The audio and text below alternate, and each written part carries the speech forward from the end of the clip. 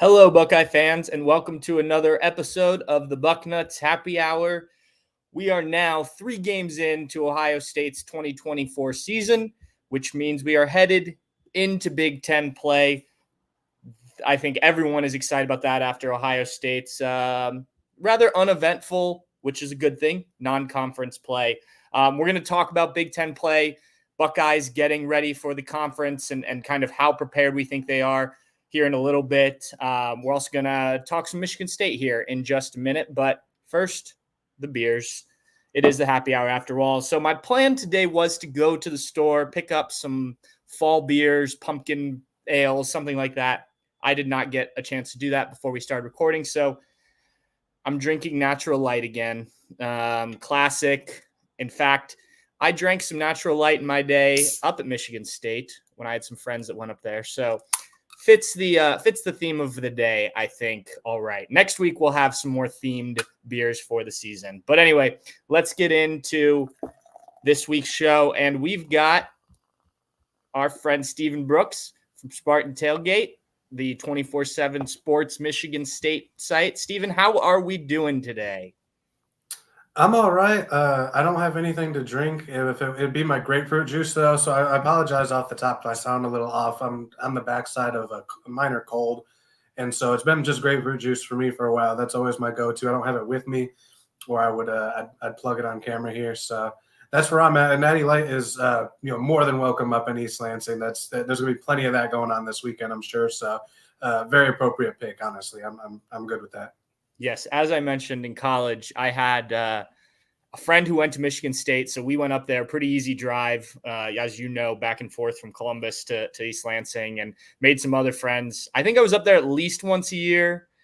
I was at a Michigan State game, not against Ohio State, and Ohio State was losing to Purdue. So my buddy and I left. We thought, okay, we can miss. I think the game was on the road, but we thought we could miss watching the Purdue game to go to a Michigan State game, which was a better game. And then fourth quarter, and they announced the score, and Michigan State fans all cheer, and we were like, we should get home and watch the end of this. But anyway, that's in the past. Let's talk more recent past. Jonathan Smith, new head coach, comes in from Oregon State. I'm always interested with new head coaches. Ohio State hasn't done this in some time because they transitioned straight from Urban Meyer to Ryan Day, but from your perspective of covering this team on a day-to-day basis, just what's changed, what's new, maybe things that people don't see, on the field, but you've kind of gotten the chance to see. How has Jonathan Smith sort of changed some things for the Spartans? Yeah, so I've used this several times now, but hopefully it's new for your audience. So when from the changeover from Mark Antonio to Mel Tucker, I always used to say it felt like the program changed from a family-run business to a Fortune 500 type of enterprise. Okay. In kind of every way. And now I think it's swung back to more of that family-run business type of feeling. Smith came right in and really put a big emphasis on culture and connectivity. Simple, the things that sound really simple and elementary, but things that he put a huge premium on. Again, it sounds simple, but knowing all your teammates' names, knowing the words to the fight song, things like that, just sort of basic principles that he wanted to put in place from a culture standpoint, which makes sense when you look at last year being kind of traumatic. I don't use that word lightly. For the guys who went through that and are still around, that was not a fun deal in any way. The losing, the off the field, the headlines, the embarrassment, all that stuff. They went through a lot, anybody who's back from that. And then you've got 61 new players, transfers and freshmen. And so I think it was actually smart of him to identify right away, we have to get these guys to come together as one, or it's going to be a disaster. Yeah. So, they would do things in team meetings, they would just out of nowhere, boom, pop up someone's mugshot and then randomly call out somebody in the crowd. Hey, you right there. Who is that? Where's he from? That type of stuff to make, to encourage that intermingling. And they've done a lot of team building stuff, making sure the D linemen know the receivers and the linebackers know the quarterbacks and all that stuff. So that's been a major emphasis, just that culture piece early. And I think it's shown up, in games for a group that is just sort of slapped together. Again, 61 new players, and that's not a shot at Michigan State. That's just college football right now. especially in a first year of a staff. But with 61 new guys, they've been really resilient. I think that's the one thing we can really say definitively about this team. I don't think we know a ton about them even through 4 games, but the one thing for sure is that they've been very resilient. They do seem to have a strong sense of resolve. Week 1 against FAU, they had to get 3 stops in the fourth quarter to hang on to win that game. Maryland, they're down a touchdown 3 different times, come back and win that game. And even Boston College, they're driving with the final minute to go. They give up the touchdown, and they're driving in the final minute to take the lead back. And, Aiden Giles throws his 3rd pick that doesn't go their way. But they have had some impressive in-game responses for a roster that doesn't really know each other, at least didn't know each other that well, just a couple months ago. As that has transitioned from kind of off-season stuff to on the field, obviously Spartans 3-1 so far this season. Are you seeing the results there? You kind of talked about it, but are you seeing kind of that camaraderie help this team, and how does that build as the season progresses? Yeah. I mean, I've talking to some coaches and players this week up at the campus, they'll be honest, it is kind of surprising how quickly it's come together. I mean, you just don't know, and a lot of these transfers, it's just such a grab bag of why'd you transfer in the first place? Are you going to be a culture fit? You never really know until they're in your building. You do some legwork and try to figure it out. But, and just then when tough times hit, you got a lot of guys with a mercenary type of mindset. Mm-hmm. At least you might assume that, from these transfers. And when tough times hit, they have responded really well. I mean, they're look at their 5 captains. You got Aiden Childs, first-year transfer, Tanner Miller, first-year transfer, Jordan Turner, first-year transfer, and then Nate Carter is a transfer in his 2nd year. He was here last year. But, so they've ingrained themselves pretty quickly, and I think there's just, like I said, the guys that returned were very eager to turn the page and buy into something new, anything new. It really didn't matter what it was going to be. Anything that was different from what was 2023 was going to be appealing. So that buy-in was there immediately. And I do think they did a good job in the portal of evaluating fits. I think they got guys that are hungry, that buy into the culture that they're trying to build here, that are about team. That's what they want this whole program to be about. And that's why I say there is some Mark Antonio vibes, because they're openly saying they want to be a long-term developmental program. And we're going to find out if you can be that in 2024 and beyond. But that's what they want to be. So I think they did get some good culture fits through the portal, and they got, unlike the last staff, they targeted guys who had football credentials. They might have been at a lower level or something like that, but they've done things on a football field. I know that sounds kind of ridiculous, but a lot of the transfers that the previous staff was getting were guys who are big time recruits who never panned out on a college football field. They've been sitting for 2 or 3 years on the shelf. Oh, but they were a 4-star back in the day. Let's go get him. Or they fit the right measurables. This guy's 6'2". He's never done anything. This guy's 5'10". He's really accomplished. Let's go get the 6'2" guy, things like that. Or, hey, I know this guy from my last stop, or just hookup sort of recruiting. Oh, I got a buddy who knows him. Let's bring him over because he vouched for him. These guys, this class, the big thing that stood out, there's a couple Oregon State guys, of course, that they knew, and all 3 of those guys are playing big roles. But elsewhere, I think one of the themes of the transfer class was people who have proven some things on a football field. There's no projections. There's some real data and evidence behind it. You talked about wanting to be a developmental program, but also all of these transfers. So as you project this program out a few years, where do they fall in kind of that spectrum? Obviously, the new age of college football, some programs have leaned fully into the transfers, right? They'll still recruit high school kids. Some programs still want to just focus on that, and they'll add a few transfers here or there. Kind of where do you think the Jonathan Smith-led Spartans will end up once things kind of settle? They definitely want to skew more towards high school. I can't really put a percentage on that just because we're all still figuring out how this era works. They had very little attrition out there at Oregon State. And again, I think that speaks to the culture thing. There's 6 assistants here from Oregon State with him. As I mentioned, the 3 transfers, all 3 of them start. They didn't lose many guys out there. And so I think that speaks to the guys that they zero in on and their evaluations in terms of fit and culture and all that. They're going to have to be players. And, part of that, their hand was forced because of how many people left. And again, I speak back to how 2023 just was not a good time around here. So even guys I think you could understand guys just being I just want something different. even if they might enjoy the school or the location or whatever, it might be close to family. I think he had some guys just like, I just need to change of scenery after all that, like just wash the stink off and start new. So when you did have a lot of people leave, so they did have to backfill all those numbers. In the future, yeah, I think that's the hope, is that it will be less and less, and you can be more selective and more targeted. And of course, surprises are going to happen now. They got surprised a little bit in the spring, losing some guys that they hope to keep or wanted to keep and whatnot. So you're always going to have to be agile and be a player in the portal. But I do think they want to whittle it down to where it's more of a high school thing. Because as I said, Smith has been open. He's like, we want this to be a place where guys stick around 4 and 5 years, much like it was under Mark Antonio. Guys that can get better. He thinks that they can find enough guys that believe in team, that won't just jump ship for a bigger paycheck at the first inkling. That can develop, that like football, that want to be around, that want to play for their teammates, all that sort of cliche rah-rah stuff. But he thinks, he believes that he can get enough of those guys and retain them.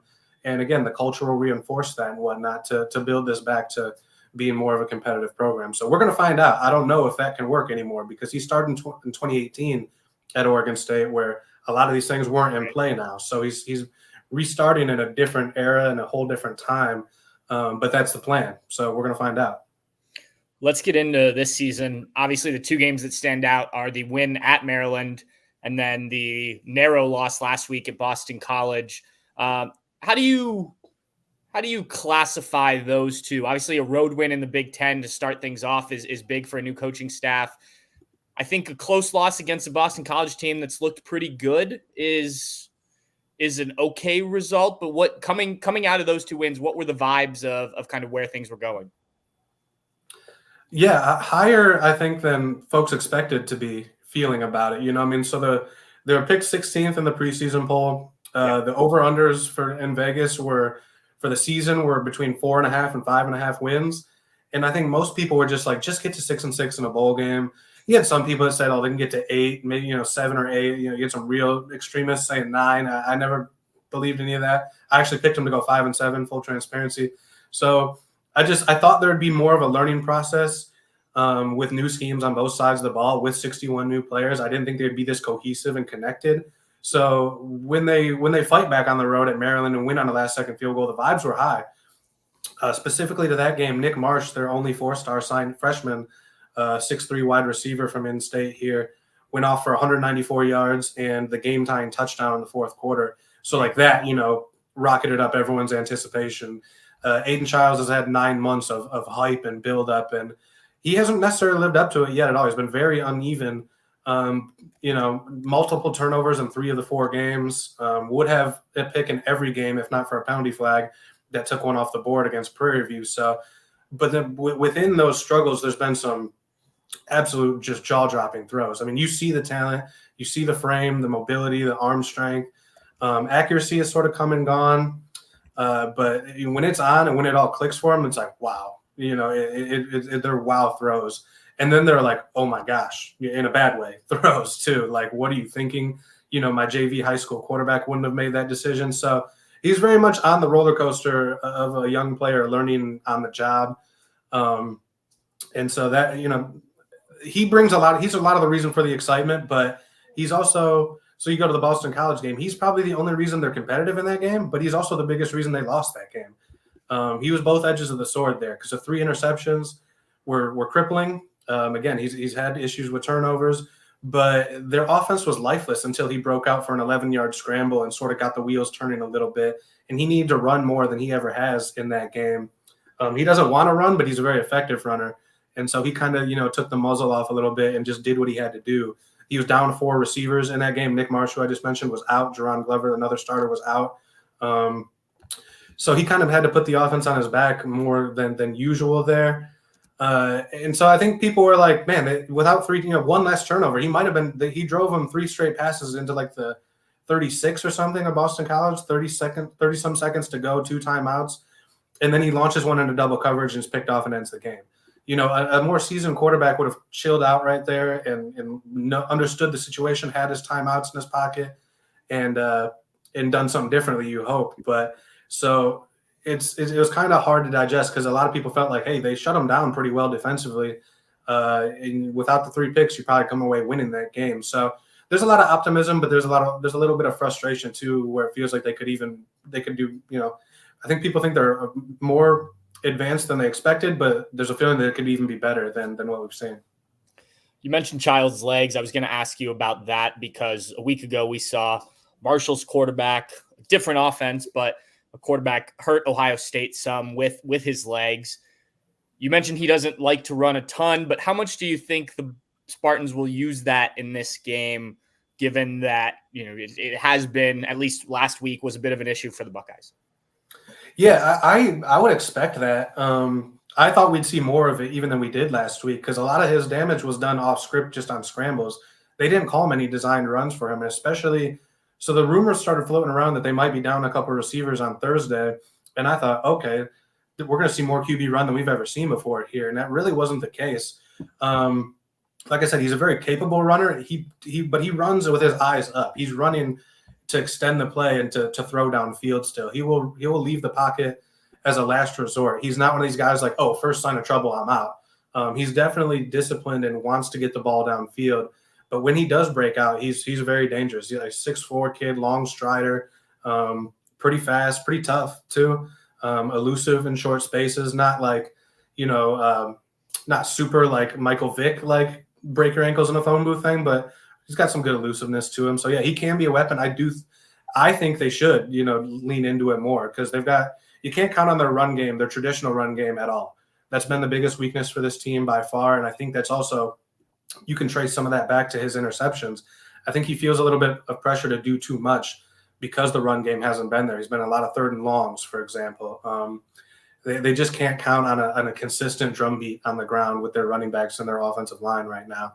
So I think they should unleash him more as a runner, especially because I did see a little bit in the first half. Marshall's guy was doing a little bit of damage. So we'll have to see because again, they just haven't called many runs for him. But when he breaks things off script, he's been very dangerous. But I think it's something that they're just not an offense that can leave any tools in the bag at this point to me. So I would expect there to be more, but I also thought that pretty much this whole season so far too. Shifting over to the defensive side of the ball, when I think Michigan State, I think of those defenses, the no-fly zone and things like that. Obviously, we're a ways removed from those days, but how has this defense progressed so far this season? They've been surprisingly really good against the run. I did not anticipate that. So when I talk, they lost their 2 starting D tackles to the transfer portal at the end of spring ball. One went to Oregon, one went to Miami. And those were like Simeon Barrow and Derek Harmon are their names. And they were like, they're potential NFL guys. Right. They're potential all Big Ten type of guys. Like they were going to be a cornerstone of that defense, I thought. And when they left, I was like, oh, that's going to be a major weakness. And it hasn't been. It just hasn't been. I was just wrong there. I didn't know if they had really a starting level guy left. I kind of liked what they had in terms of being backups and third stringers. But I was like, you don't want to be starting these guys. But I was wrong because they've been really solid, very solid. I don't think there's a pro on their D-line, ends included, but they're very deep and their experience. That's been their strength. They can roll in wave after wave, and they're fresh in the fourth quarter to keep attacking. So they're just swarm you with numbers, not pure talent really by any means. But they do have numbers up front on the D-line, and that has helped them be a really good run defense in a way that is familiar to you Michigan State fans really over the last 15 plus years. I mean, they've just consistently been that, and they are again. So that's been a surprise. You couple that with the linebackers, that's probably their deepest group. A lot of veteran guys. They brought in 2 transfers, Wayne Matthews from Old Dominion, who was like a top 10 tackler in FBS last year. Jordan Turner from Wisconsin was an honorable mention, all Big Ten guy 2 years ago. With Cal Halliday and Jordan Hall, their returners. So they've just got different body types, different skill sets there, and they've been a pretty good group at that second level as well. So factoring that all in, they've just been tough to run on. Boston College had a couple drives where they were moving them off the line of scrimmage pretty well, but for the most part, they've been really stingy against the run, and that's been critical to what they've done. On the back end, they just haven't been tested yet, really.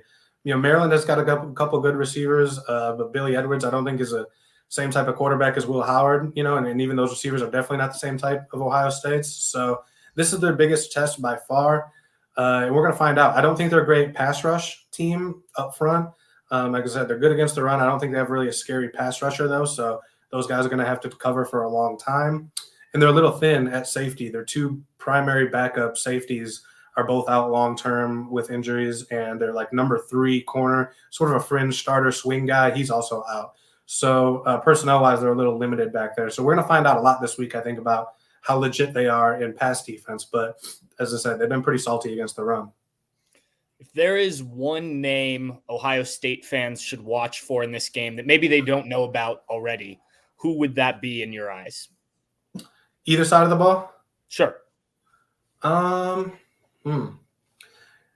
guess the guy that comes to mind is Chris Bogle. He's their starting rush end, which is their like hybrid defensive end, stand-up end position. He'll do some linebacker things. He'll drop into coverage.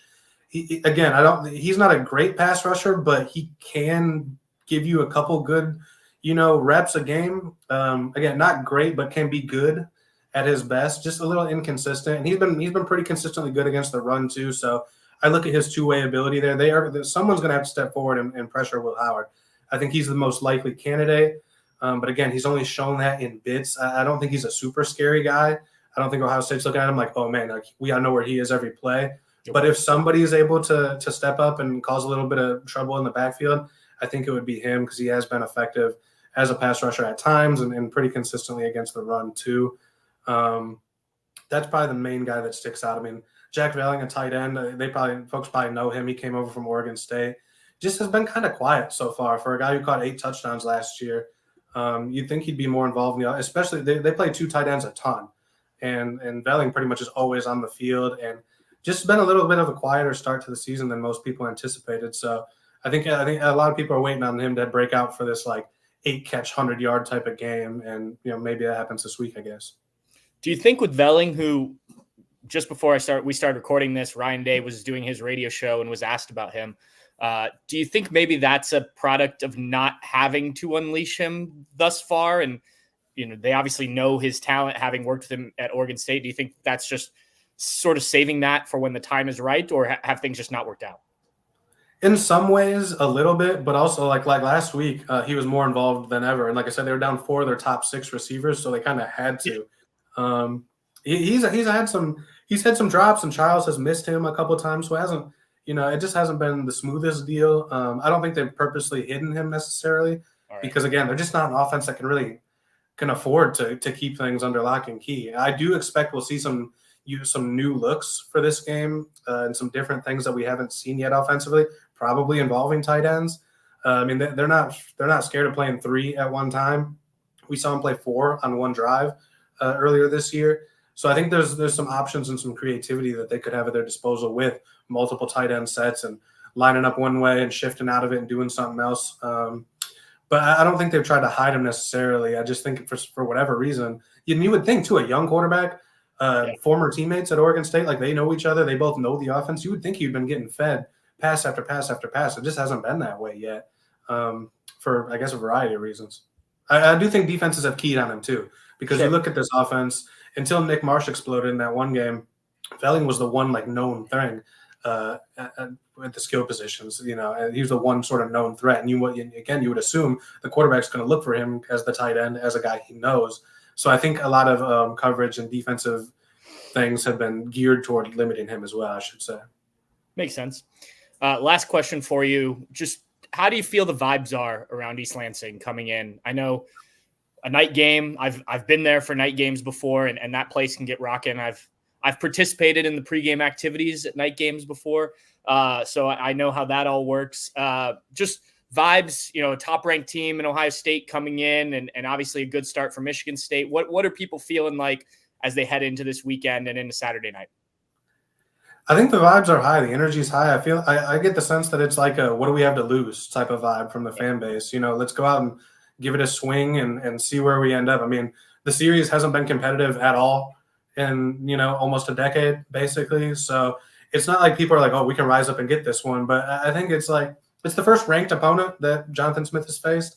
It's also they're celebrating Mark D'Antonio Saturday night. He's added to the Spartan Stadium Ring of Honor. So maybe some Ohio State fans want to give a soft golf clap as well while they're doing that. But that'll add a little juice to the building too. As you said, night games at home, night games and big-time opponents, the fans turn out in numbers, and they make themselves known. This is obviously both. So I think it will be a big time atmosphere. They're going to want to try to do everything they can to affect the game. And so, yeah, I think most folks have accepted they're just kind of on the ride with this team, and expectations aren't super high. You want to see growth. You want to see things that are promising for the future. You want to see Childs, grow into his role and stop turning the ball over multiple times a game. So there's not like uptight pressure, like, oh, I hope this goes well. I think there's a lot of just like, hey, let's go see if we can give them some fits and just have fun with it and, find the positives in it, find some growth in it. You hope, at least. That's kind of the sense. Just like there's nothing to lose. Just go, let it all out and see where that takes you. Awesome. Steven, thank you very much. Obviously, I know it's a busy time for both of us, so I appreciate you taking time to do this. Also, I'm glad you're starting to feel better. Next time we do this, maybe you can have a drink with you if you're feeling up for it. You got it. Yeah, I'm not one to turn one down. So I'm just a little under the weather right now. So we'll get back to it. No, I gotcha. All right. Well, I will see you up there this weekend. I look forward to it, and we'll catch up a little bit. Safe travels, man. And everybody else listening for coming up, safe travels and enjoy yourselves. All right. Thanks, Steven. All right. Thanks again to Steven Brooks for doing that. If you're looking for any sort of Michigan State coverage heading into this game, head over to Spartan Tailgate, the 24/7 sports site that covers the Spartans. They do good work over there. Steven in particular, my guy, Steven. So I'm going to turn my attention to Ohio State now and kind of look back at things that have stood out from the non-conference schedule and how ready I think this team is for Big Ten play. Spoiler alert, the answer is I do think they are quite ready. If you have some thoughts and you're watching this and you're in the live chat, feel free to give your thoughts, questions. I can read some of those as we get to the end on how you feel about the Buckeyes. If you have questions about things that you still want to see answered or questions for me, feel free to throw those in the chat. We'll probably have some time at the end. This is not a live read like Dave or Dan or I've done in the past, but Gooder, the sunglass brand, sent me a pair of sunglasses this week. Actually, they sent me 2 pairs, one for my fiance. So I did want to give them a shout out and thank them for the sunglasses. They didn't have to do that, but it was very nice. Haven't used them yet because it hasn't been sunglass weather since they arrived, but I'm looking forward to it when they do. One of our sponsors on the show. So I wanted to give them a unplugged shout out there. But let's get into the Buckeyes. Again, comments, questions, feel free to throw those in the chat if you have any. I think there were a couple things, and most of this will come from the Marshall game where maybe there were the most questions, and maybe it's just because it's the most recent game too. And a lot of it will be on, well, we'll talk some offense too, but we'll start with the defensive side of the ball. So I know people are frustrated with the pass rush, and I heard what Ryan Day said on Tuesday. Obviously, I was at the press conference talking about teams getting the ball out quickly, and there is certainly some truth to that, no doubt. Marshall was doing a lot of one and sometimes even no drop back and getting the ball out, or quarterback was making his one read and taking off if it wasn't there. They pointed that out on the broadcast a couple times. So it's hard to rush the passer in those situations, but it's also not impossible. And I think if you look around college football, you look around the NFL, you can still get pressure on guys when you have a quarterback that's getting the ball out quickly. More pressure than Ohio State did. And I also went and looked at, okay, fine, ball's coming out quickly, but is somebody on the line winning their battles against a Marshall offensive lineman to get into the backfield? And, if this was a situation where the quarterback holds on to the ball a bit longer, is there opportunity to sack the quarterback or at least pressure the quarterback, get a hit on the quarterback, whatever it may be? And the answers were mixed. I think you saw more success from Jack Sawyer, a few spin moves. He did get by his guy a couple times. JT Tuimoloau wasn't invisible, but I felt a lot of times it was just rush forward and maybe it was because he saw the quarterback going to throw or things like that. And look, I'm not pretending to be any sort of defensive line expert, but I would expect guys like that to at least, you see what they're trying to do, even if the ball gets out quickly, you see what they're trying to do to beat their offensive linemen, especially against a Marshall offensive lineman. I don't think anyone was expecting to be great. Now, with that said, I do think there were opportunities, and especially if Tyleik Williams is back, who I think may be the best pass rusher on this team. I think there were some opportunities. I do think those will translate into sacks, tackles for losses, things like that more. But the numbers have decreased pretty much every week since we had what was pretty good from the Buckeyes defensive line, pass rush in general against Akron. We will see Saturday again. You're facing another quarterback who will be able to scramble if needed. As Steven was talking about, he can move around in the pocket, bide time. I don't know if he'll take off on scrambles as much, but certainly that needs to increase. And at the very least, I want to see Ohio State pass rushers getting past their guy. I mean, the best example was the one sack on the day when Caden Curry, who was lined up as a defensive tackle, I mean, he just beat the guard. I mean, and they pointed out, I think Joel Klatt did a good job of pointing that out on the backside camera angle of just how quickly he beat his man and, didn't even allow for a quick opportunity to get the ball out. And that's what I want to see more of from Ohio State. The ability is there. You just have to put the effort in and go do it. And I think that they can do it. We've seen it before. I just want to see more of it. And, maybe that was a game where, they felt like they were just going to be able to kind of coast through the last non-conference game, and we'll see it ramp up this weekend. So that's something that I'm interested to see how it transitions into Big Ten play. Because even early in the non-conference, we saw some of that in a positive way. Like I mentioned against Akron, where I think they had 10 tackles for loss and 5 sacks. So, that's something that needs to ramp up for Big Ten play. Another topic of conversation was the linebackers this week. And I'm not at least watching it a second time. I do think watching it live, and transparency here, when I'm watching it live, I'm also doing a lot of things on our live updates thread and updating the stream of consciousness story that I do that comes out either Sunday or Monday. So, sometimes I don't see everything that's happening, even in our great view from the press box. And I notice more things when I watch it again, which is why I do a story about what I saw after I rewatched the game. And I left the stadium kind of feeling like that was an iffy game for the linebackers. And watching a second time, I didn't feel as much of that. I will say that I think Sonny Styles still seems to be very much in the learning to play the will linebacker position spot. And, that we heard all offseason how well that transition was going. And, I said it on here. I said it in some things I wrote. Like, look, let's not just assume Sonny Styles is going to be this great will linebacker just because he's built that way. This isn't a video game. That's the comparison I kept using. You don't just move a guy and he's ready to go, and maybe his rating goes down a little bit. And what I think you've seen is that he has had some struggles. And, can these be cleaned up? Absolutely. And I think that's a player who can and will clean them up. But there were a few times, especially in the first half, that I noticed where Styles was just late to react to something. There was one play, I think it was like a quick toss to the outside from the quarterback. And Sonny Styles' reaction was slow enough that Arvell Reese, who was playing middle linebacker, almost got to the ball carrier at the same time as Sonny Styles did. And that's more ground to cover. That's just one guy reading and recognizing the play quicker than another. That's simply what it is. And so these are things that Styles needs to learn and build off of, because, a team like Marshall may not be able to exploit you on that, but could a Michigan State, certainly an Oregon, Penn State, things like that down the road.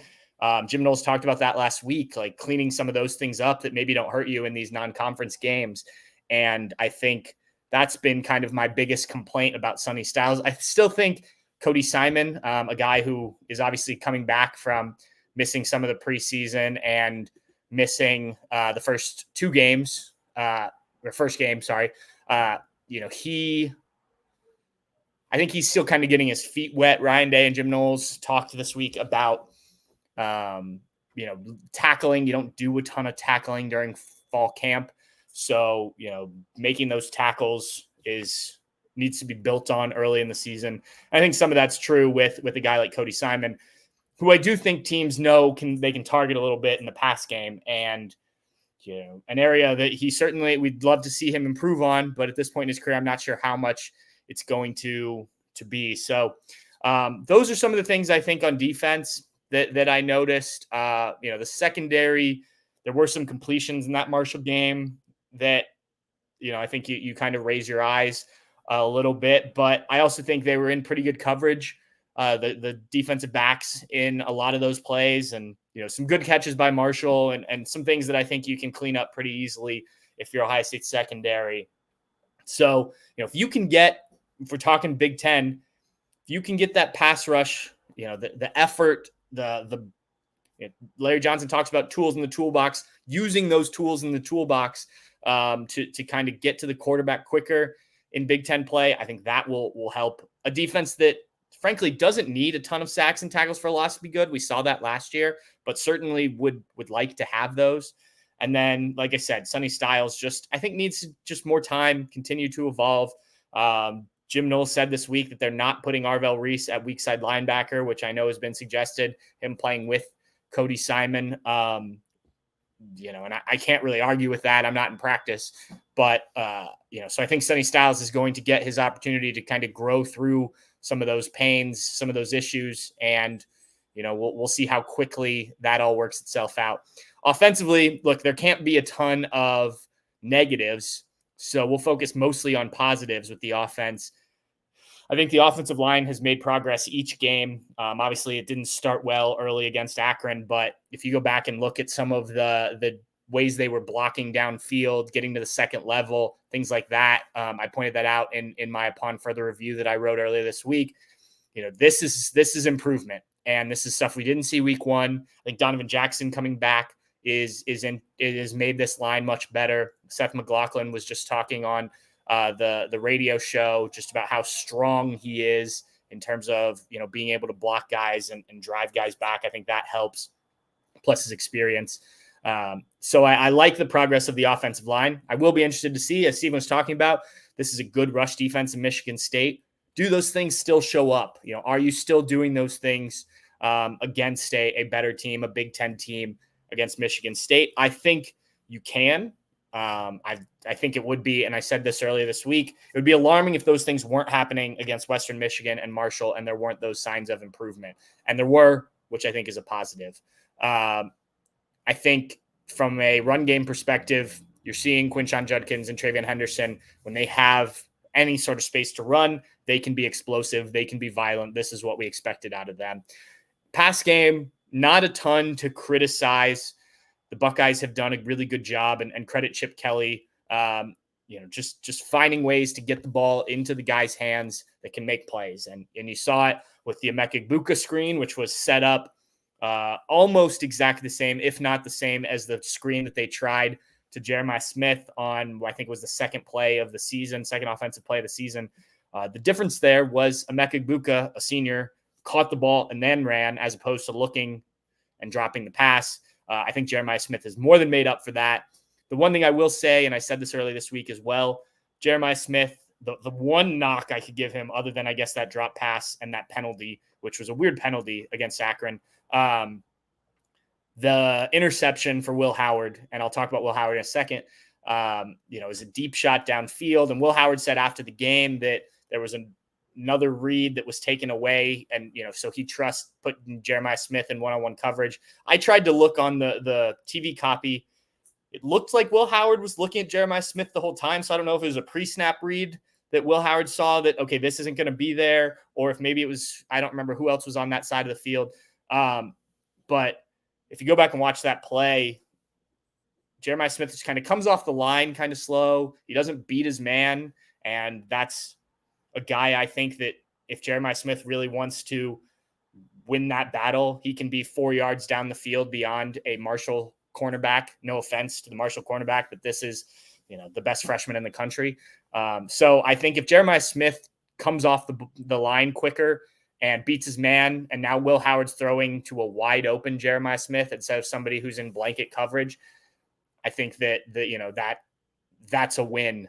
So I think that's a teaching thing for Jeremiah Smith, because you can show him on tape, look, you got to put effort in, even if you know the ball is not coming to you.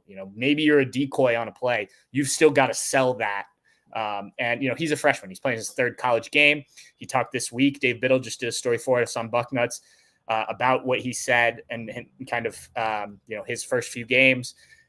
But, he's in high school. He was bigger, faster than everybody. And he's still bigger and faster than most people, at least that the Buckeyes have played. But you have to have that effort on every play. And I think that, the throw wasn't great either, but I think that cost the Buckeyes there.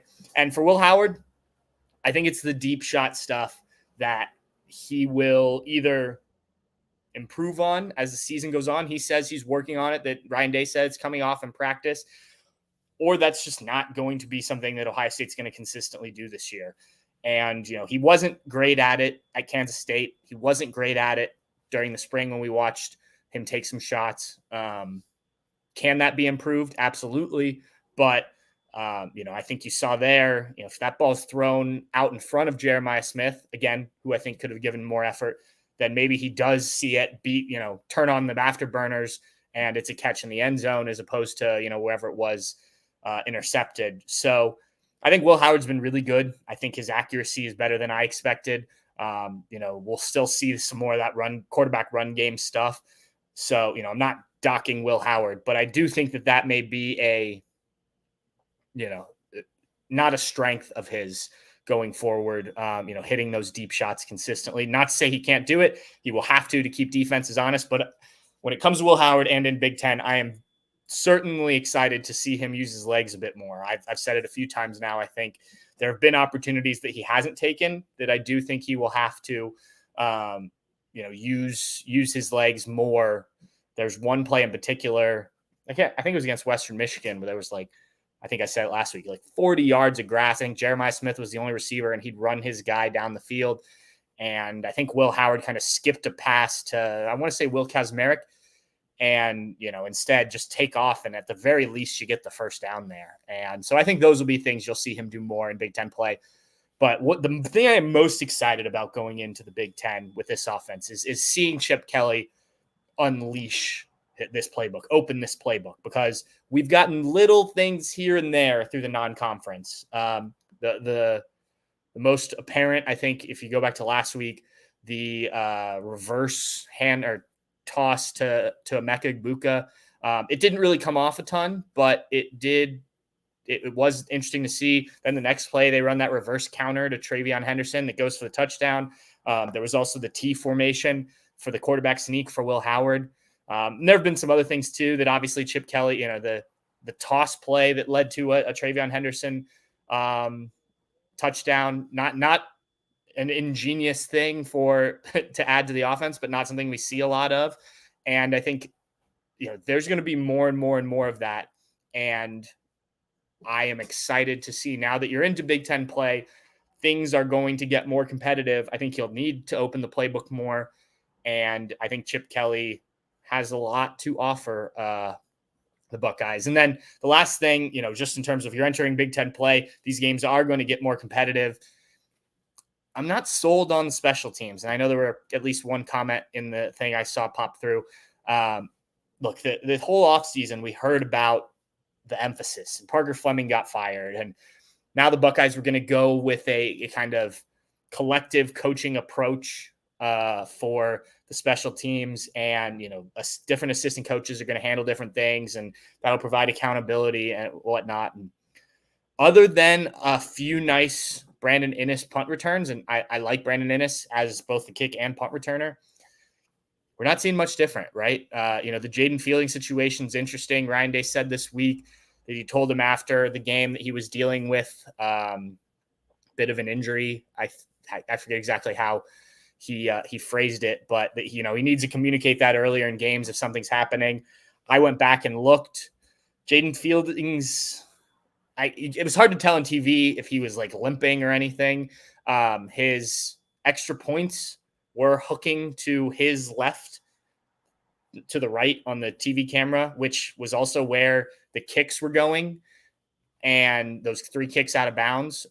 So if you were concerned, if there is an injury concern there, then I guess I can see why you're not getting as much power and it's hooking sideways out of bounds. I think that's something you can clean up, but I haven't seen a big change in the special teams, and maybe something will happen here. Obviously if you return a punt for a touchdown, which Brandon Innes has gotten close to, that would change the narrative.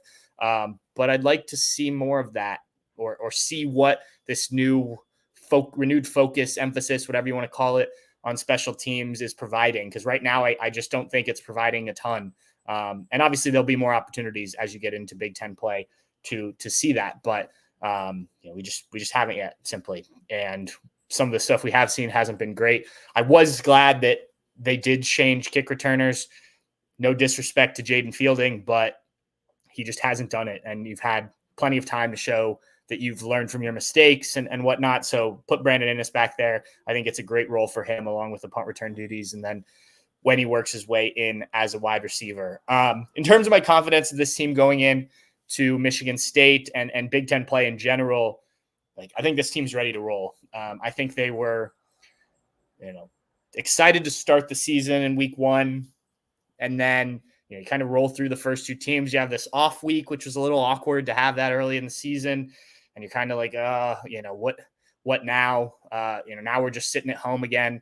And then you have this Marshall game where maybe you didn't play your best across the board, but now it's time to focus in, right? You're going on the road. You're playing in Big Ten, and I think they're ready for it. I really do. Yes, there are things that need to be cleaned up. Yes, we'll probably talk next week about more things that need to be cleaned up against a better team. But I think the fact that they are, having to really dive in on a closer to matchup opponent this week, I think will help kind of amp up the intensity. We were inside the indoor at the Woody Hayes last night as they were finishing up practice before interviews. They had crowd noise pumping. You could just hear it sounded more, not to say they didn't take the first 3 opponents serious, but it felt more like football season. I don't know how to describe it, but I do think that things are moving in a positive direction, and I think the Buckeyes are ready for Big Ten play. Apologize. My dog has seen another dog outside. She's done now. Apologize for that. That's the beauty of recording these things from home. All right, let's get into a couple of your comments here. And I saw some things in here, and we will wrap this up. We'll start here with Jackson Johnson. And I was going to bring this up in general, but then I saw people commenting on it. I know this is a frustration for Buckeye fans.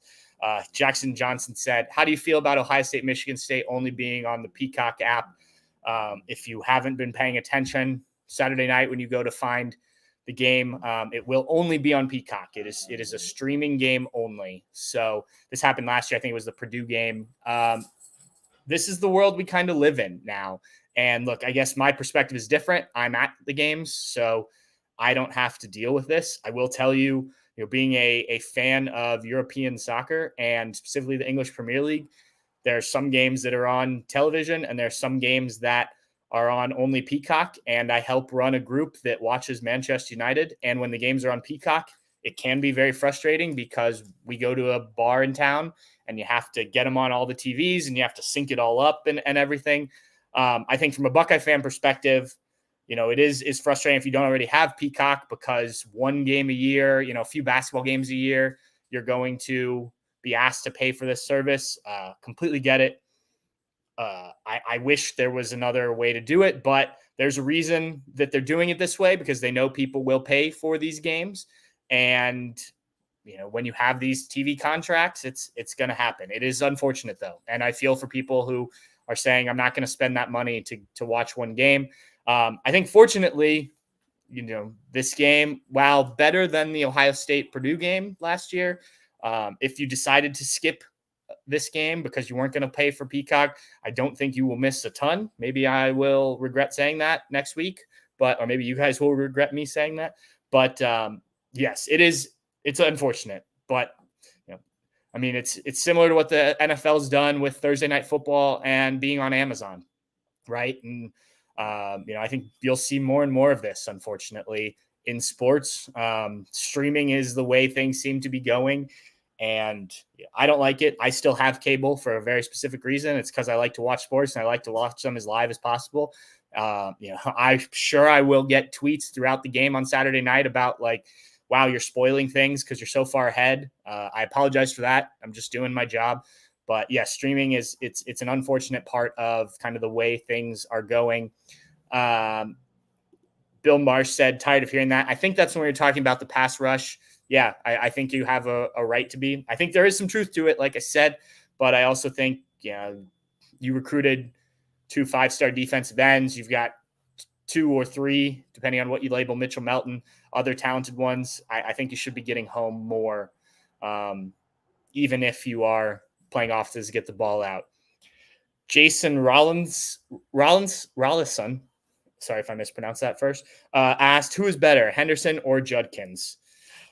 It's a good question. I guess you'd have to go with Quinshon Judkins, right? Just given what he's done in shorter time. I mean, Travion's obviously been hurt, but Travion's played 34 games and has 2,952 yards and 36 touchdowns. Those are all rushing stats. Whereas Quinshon, 29 games, 3,061 rushing yards and 36 touchdowns. So, I mean, they're pretty close. Travion's played 5 more games. But, I think they both bring something a little different.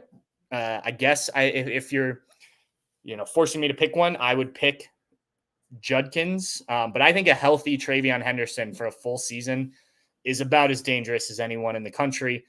We haven't really seen that. I know he played all the games his freshman year, but he still was banged up at times. So, I guess I would go with Judkins, but I think it is very close. Rick Montoya says defense needs to swarm the ball better and tackle better. Yeah, I agree. I think that's something that may happen going into Big Ten play where you've got to do that. But I talked about Sonny Styles and kind of reacting. I think a lot of people can react better. Rick also said no takeaways in the last 2 games, needs improvement. Yes, and they know that. They've talked about it. Cody Simon coming out of the shutout against Western Michigan brought up no takeaways, and that obviously was a focus coming into the season. You saw it week 1. This may be the week that it happens because Aiden Childs, 7 interceptions in 4 games this year. So he's a guy who will turn the ball over. Rick also said need tight ends more involved in the passing game, in my opinion. Yeah, I mean, look, I think it's hard to argue with what Ohio State has done passing the ball, and you have 3 receivers who are obviously really good. Ohio State is pulling this up 14th in the country in passing yards. And it's just hard to argue against getting the ball into these receivers' hands. But yeah, I would like to see the tight ends a little bit more involved. They've obviously been on the field a lot. I actually asked Ryan Day about their impact, even if they aren't catching the ball, and they do provide, a lot in the blocking game and even some of the kind of decoy routes that they run. I think is important. But yeah, you'd like to see him a bit more involved. I think they would like to be a bit more involved. Matt Northrup, is there any worry for Howard's inaccuracy for the deep ball? I covered this a little bit, and just in terms of that being an issue, worry I don't think is how I would phrase it, just because I think you can still have big plays like they have without that. You have a guy like Jeremiah Smith or a guy like Emeka Egbuka, even Carnell Tate, and we haven't seen it, who can take a slant or a screen and go to the house. And the Buckeyes obviously block so well for their teammates that's possible. So do I think there will be a point in time where Will Howard will need to make a big throw down the field? Probably. But do I think it's a concern week in and week out if he can't hit that? No. I think most quarterbacks in college football struggle with deep ball accuracy. I'm not sure. I haven't watched every quarterback, but I don't know how many great deep ball throwers there are in college football right now. CJ Stroud was good at it. Justin Fields was good at it. So Ohio State fans, you've been a little spoiled in that department. But I don't think there are a ton that can do that consistently game in and game out. Now, if guy's wide open, beats his man, you should put it so he can catch it for sure. Rick also asked, Patrick, what's your prediction for the game? I haven't done my prediction yet. We put those out on Friday in the roundtable piece, and I am the one who publishes the roundtable piece. So I usually am the last one to make my prediction. I have some ideas, but I will let you guys find that out tomorrow when that comes, or on Friday when that comes out. I will say that I am picking Ohio State to win. Let's see if there's anything else. All right. I think that's about it for the comments. If I missed anything else, I apologize. We are going to wrap it up here. Thanks again for Stephen Brooks from our site, Spartan Tailgate, coming on and talking Michigan State with us. I like Stephen. I look forward to catching up with him a little bit in the press box up in East Lansing on Saturday. I hope you enjoyed some of his insight and what he provided, because I do think he has some good things to say. Buckeye fans, the headline I think you will be reading Sunday morning is Buckeyes handle first big test, come away with big win. I think that while this will be a bigger challenge for Ohio State than the first two games, I still think the Buckeyes get out of East Lansing with a pretty comfortable win. This Michigan State team, at least in year one under Jonathan Smith, doesn't scare me too much. So I think the Buckeyes will be just fine. We will be back next week with another Bucknuts Happy Hour. There's still plenty more coming on Bucknuts, so stay tuned over there. Please like, subscribe, all of those things. That is helpful on all of our channels, including on Bucknuts, if you want to be a Bucknuts VIP member. And stay tuned after the game. I know it'll be late, but Steve Hellweg and I will join Dave Biddle on the What We Learned live show to talk about what happens up in East Lansing. And I think it'll be a Buckeye win. All right, everybody. Thanks for tuning in. We'll talk